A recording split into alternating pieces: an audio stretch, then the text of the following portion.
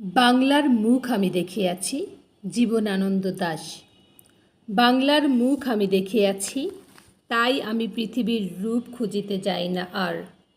অন্ধকারে জেগে উঠে ঢুমুরের গাছে চেয়ে দেখি ছাতার মতন বড় পাতাটির নিচে বসে আছে ভোরের দোয়েল পাখি।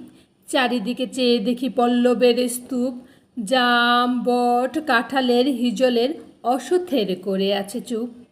ফণিমনসার চোপে সটিবনে তাহাদের ছায়া পড়িয়াছে।